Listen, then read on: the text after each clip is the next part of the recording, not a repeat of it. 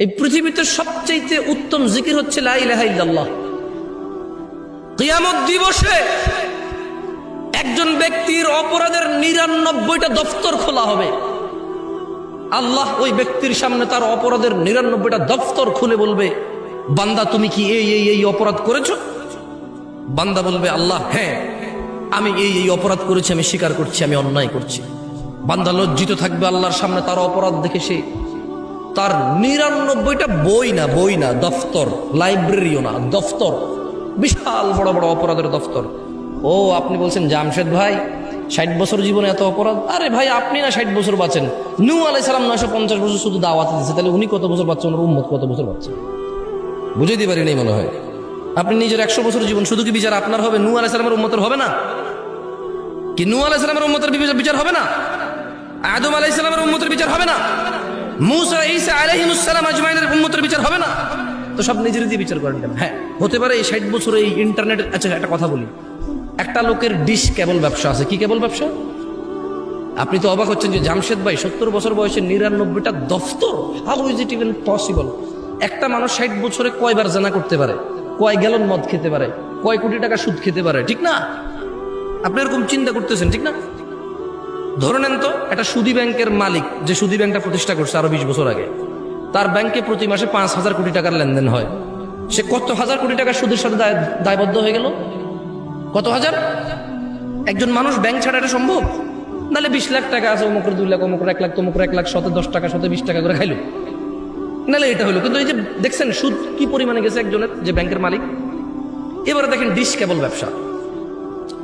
একটা লোকে করলো কি, সরকার থেকে লাইসেন্স নিয়ে এলাকার মধ্যে ক্ষমতা আছে, ক্ষমতা দিয়ে বললো যে আবে এখানে কে কি করছে, আমি এখানে ব্যবসা করবো, কেউ আইবার পারবো না, বুঝছস?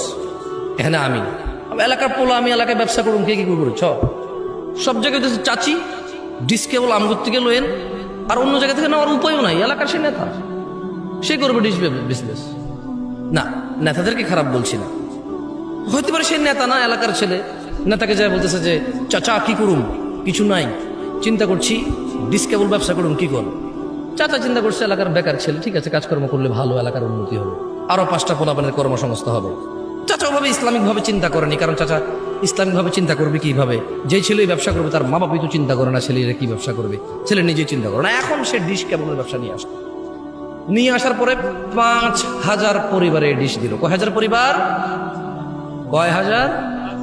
এবার 5,000 পরিবার, 5,000 টেলিভিশনে একটা গান চলতেছে, একটা উলঙ্গ মহিলা নাচতেছে, একটা বাদ্যযন্ত্র টং টং টং টং টং টং করে বাজাইতেছে, একটা মহিলা তার শরীর নাড়াচ্ছে, চুল নাড়াচ্ছে, একটা ছেলে তার তালে তালে নাচতেছে।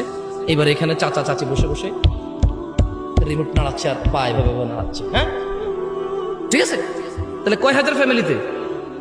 দেখছেন এই ডিশ কেবল ব্যবসায়ী একটা গান শুনলে একটা গানের ওর গুণা হতো 5,000 পরিবারের প্রত্যেকের একজনের যে গুণা, এই 5,000-এর প্রত্যেক ব্যক্তির সেম গুণা যে ডিশ কেবল ওই গান দেখতে দিল তার হবে।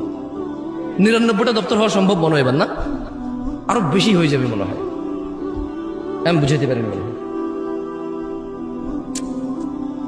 আমি যখন আরো একটু ছোট ছিলাম, আর স্বাভাবিক সবাই ছোট থেকে আস্তে আস্তে বড় হয়, এখনো ছোট আপনাদের তুলনায়, কিন্তু যখন আরো ছোট ছিলাম আর কি, তখন যখন এই হাদিস পড়ছি আমি চিন্তা করলাম যে একটা যুবক ছেলে নাইলে দিনে একবার হস্তমৈথুন করে, এরপরে সে ভয় পেয়ে যে তার যৌন শক্তি নষ্ট হয়ে যাবে, বলে আস্তাগফিরুল্লাহ আস্তাগফিরুল্লাহ, আর করবো না, 1 মাস আর করে না।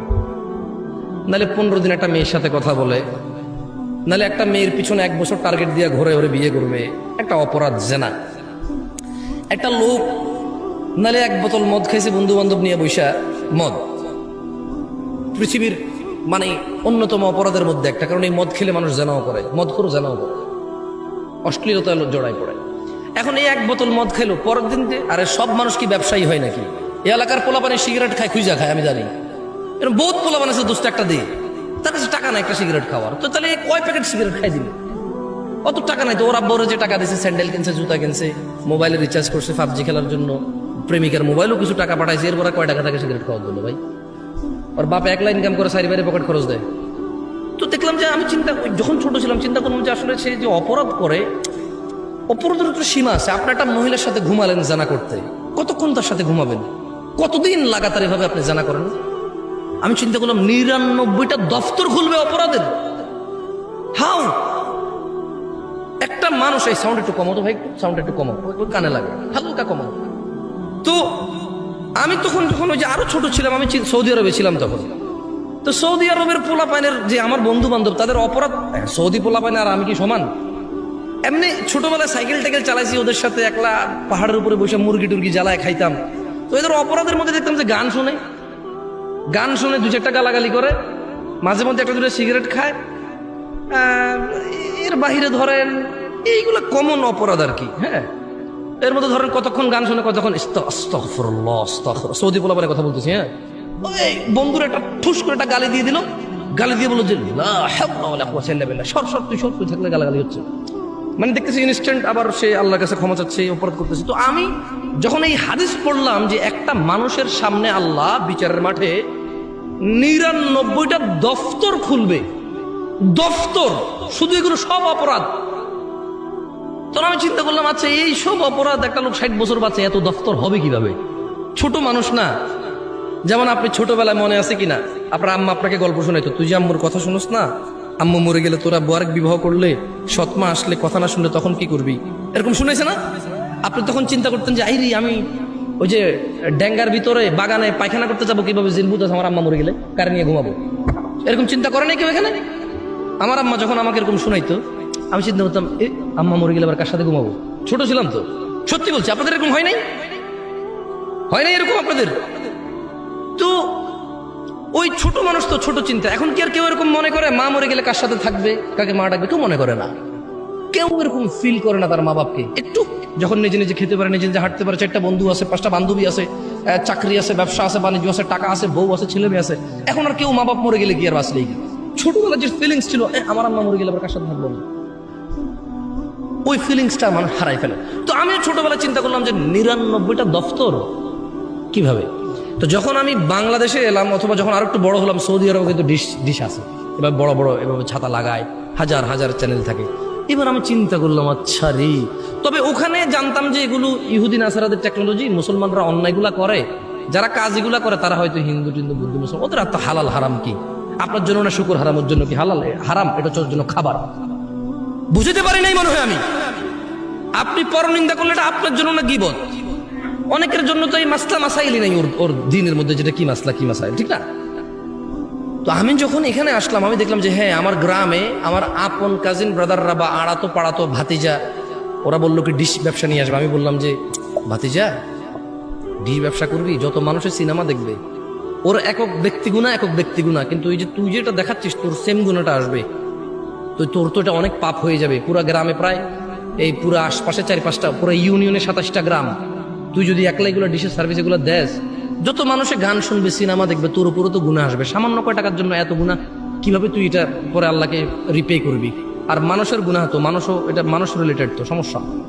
আমাকে বললো যে কাকা, আমি না দিলে অন্য কেউ তো দিয়ে দিবে, তাহলে ইন্টারনেট ব্যবসাকে কি বলো কাকা, বলো? তার মানে তার এটা হারাম, সমস্যা নাই, কারণ ইন্টারনেট ব্যবসা তাহলে কি? মানে এরকম। তো শোনেন গাজীপুরবাসী, ওই যে আবার একটু বলেন তো আমার সাথে, আমি আবার টপিকে আসি। দেখছেন কি সুন্দর লাগে না?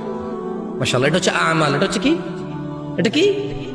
এটা মানুষ ব্যক্তি আমল করবে। আমি আসতেছিলাম যে লা ইলাহা ইল্লাল্লাহ, এটা কত বড় জিকির সেটা বলতে আসতেছিলাম। এই এতগুলো উদাহরণ। তো কিয়ামতে আল্লাহ এক ব্যক্তির সামনে 99টা অপরাধের দফতর খুলবে এবং আল্লাহ তাকে বলবে যে বান্দা, তুমি কি এই অপরাধগুলো করেছো?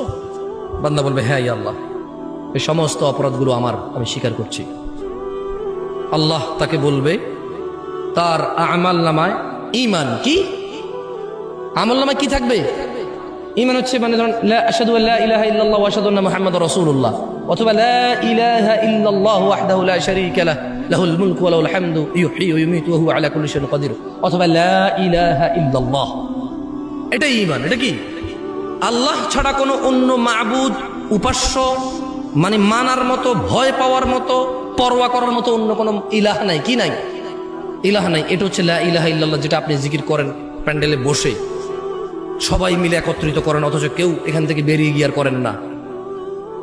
তো আমি আপনাদেরকে এখানে আমলটা করালে কি লাভ? আপনি প্যান্ডেল থেকে বের হয়ে আবার কিছুই করবেন না। আমি শিখিয়ে দিচ্ছি এই লা ইলাহা ইল্লাল্লাহর কত ক্ষমতা। 99টা দফতর অপরাধের একটা পাল্লায় রাখা হবে, একটা কাগজের টুকরোর মধ্যে ওর লা ইলাহা ইল্লাল্লাহ লেখা থাকবে। ওকে বলবে যে ওর মিজানে দিতে, ও বলবে যে ইয়া আল্লাহ 99টা দফতর অপরাধের আর লা ইলাহা ইল্লাল্লাহ। আল্লাহ আপনি কি বলছেন? আল্লাহ আল্লাহ বলবে যে ঠিক আছে তুমি দেখো না। ওর এই কাগজের টুকরো লা ইলাহা ইল্লাল্লাহ ওর পাল্লার মধ্যে রাখবে, ওর লা ইলাহা ইল্লাল্লাহ ভারী হবে। এটা হচ্ছে লা ইলাহা ইল্লাল্লাহ জিকির, যেটা আপনারা এখানে বসে বসে সবাই মিলে করেন।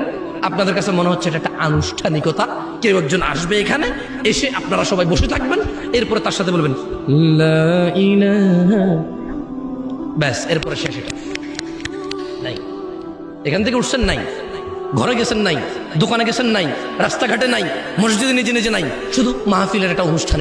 এটা আপনি ভেবে নিয়েছেন। এই জন্য আমি আপনাকে আমল করাবো না, আমি আপনাকে শিখিয়ে দিলাম বেশি বেশি আল্লাহর জিকির করবেন, লা ইলাহা ইল্লাল্লাহ জিকির করবেন, আশহাদু আল্লা ইলাহা ইল্লাল্লাহ ওয়া আশহাদু আন্না মুহাম্মাদার রাসূলুল্লাহ, লা ইলাহা ইল্লাল্লাহু ওয়াহদাহু লা শারীকা লাহু, লাহুল মুলকু ওয়া লাহুল হামদ, ইউহয়ী ওয়া ইউমীতু ওয়া হুয়া আলা কুল্লি শাইইন